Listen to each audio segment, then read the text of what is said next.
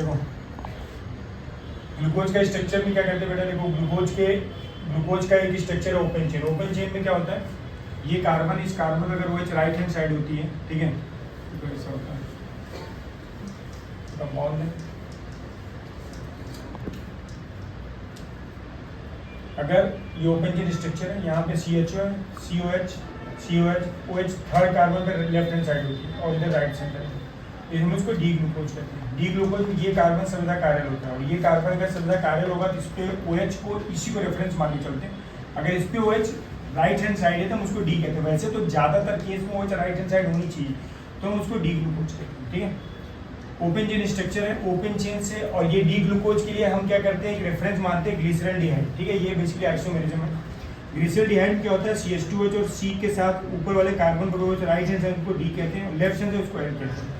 ये आपका D glyceraldehyde है, एल ग्लिसरॉल्डिहाइड, ठीक है।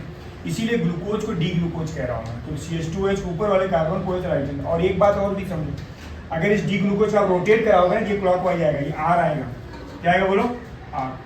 याद रखना जो डी ग्लूकोज होता है आर भी होता है, लाइट को राइट हैंड साइड घुमाता है। अब इसका मैं दोनों की रिएक्शन कराता हूँ। क्या होगा, ये बॉन्ड इधर टूटेगा, ये नेगेटिव बनेगा, ये पॉजिटिव बनेगा, ठीक है। यहाँ से इसको निकालूंगा, ये बॉन्ड टूटेगा, ये नेगेटिव बनेगा, ये पॉजिटिव। ये दोनों आपस में जुड़ेंगे, जब ये जुड़ेगा और ये जाके यहाँ लग जाएगा और ये यहाँ पे रहेगा, तो दो बातें होती हैं। ये कार्बन sp2 आ गया, sp2 का हाइड्रोजन कार्बन क्या प्लेनर होता है। अगर ये ऑप्शन राइट हैंड साइड हुई, राइट हैंड साइड मतलब नीचे होता है, लेफ्ट हैंड साइड मतलब ऊपर होता है, ठीक है। तो ऐसा मैं मान रहा हूँ कि ये अभी राइट हैंड साइड, ये राइट हैंड साइड हुआ, तो ये स्ट्रक्चर बना रहा हूँ। ये कार्बन है, देखो इस कार्बन पे, ये यहाँ मैंने बनाया, इस कार्बन पे एक कार्बन है, इसके साथ एक H और OH ऑप्शन राइट हैंड था, मैंने OH को नीचे किया। फिर मैं यहाँ चला गया इस कार्बन पे, इस पे आया, देखो OH किधर है, राइट हैंड साइड मतलब नीचे।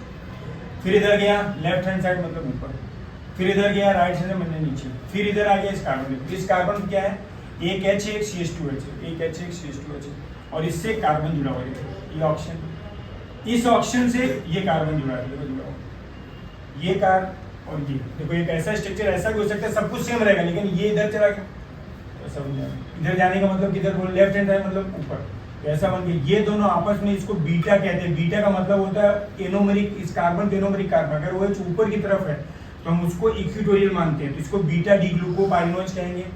पाइरिनोज इसलिए भी कहते हैं कि रिंग में 5 कार्बन, इसलिए इसको पाइरिनोज। ये alpha D ग्लूको, beta D ग्लूकोपाइरिनोज, alpha D ग्लूकोपाइरिनोज आपस में एनोमर होते हैं, क्योंकि एनोमेरिक कार्बन पे अल्फा डी और बीटा डी आपस में, क्योंकि एनोमेरिक कार्बन पे कॉन्फिडेंस चेंज होता है, और इसको डाइस्टीरियोमर भी कहते हैं। डाइस्टीरियोमर क्यों कहते हैं, क्योंकि ये दोनों आपस में मिरर इमेज, का मिरर लगाओ तो देखो यहीं पे केवल चेंज है, यहाँ तो चेंज नहीं हो रहा है, दोनों मिरर इमेज नहीं, इसलिए डाइस्टीरियो। लेकिन ज्यादा अच्छा वर्ड कौन सा है, एनोमर। क्यों, क्योंकि आप कार्बोहाइड्रेट केमिस्ट्री पढ़ रहे हो, वहाँ पे एनोमर है, वहीं पे यूज किया जाता है वर्ड, ठीक है।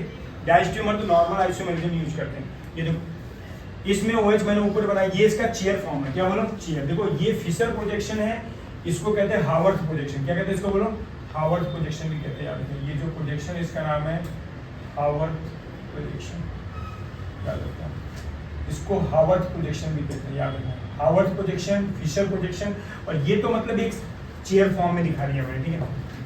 दूसरा एक बात और है, ग्लूकोज के, ये ग्लूकोज है, ये बीटा डी ग्लूकोज है। देखो इधर, अगर इस सेकंड नंबर OH इधर चली गई तो इसको मैनोज कहते हैं, और फोर्थ नंबर कार्बन पे 1 2 3 फोर्थ नंबर OH इधर आ गई, इसको हम कहते हैं गैलेक्टोज। इसलिए एक और वर्ड है कार्बोहाइड्रेट केमिस्ट्री में कि ग्लूकोज और मैनोज दोनों सेकंड नंबर पे OH बदल गया तो उसको C2 एपीमर कहते हैं। एपीमर वो होता है जिसमें किसी कार्बन पे कॉन्फिगरेशन चेंज होता है, उसको एपीमर कहते हैं। सेकंड नंबर बदला तो C2, और यहाँ फोर्थ नंबर बदला क्या कहते हैं, बोलो, C4।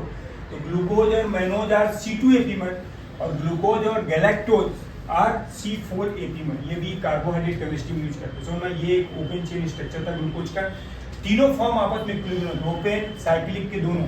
सबसे ज्यादा याद रखना, अल्फा डी और बीटा डी में किसका प्रोपोर्शन ज्यादा होगा, बीटा डी ग्लूकोज का प्रोपोर्शन ज्यादा होता है, क्योंकि इसमें OH किधर होती है, बोलो, इक्विटोरियल होती है। और इक्विटोरियल में ज्यादा स्टेबिलिटी इसलिए होती है कि इक्विटोरियल का रिपल्सन प्लेन वाले O और S से कम होता है, इसलिए ये ज्यादा स्टेबल होता है। ये मोर स्टेबल फॉर्म हो जाएगा, याद रखना। तो ये क्या हो जाएगा, बोलो, लेस स्टेबल फॉर्म, ठीक है। ये बातें बेटा पूरी साइक्लिक स्ट्रक्चर और ओपन चेन की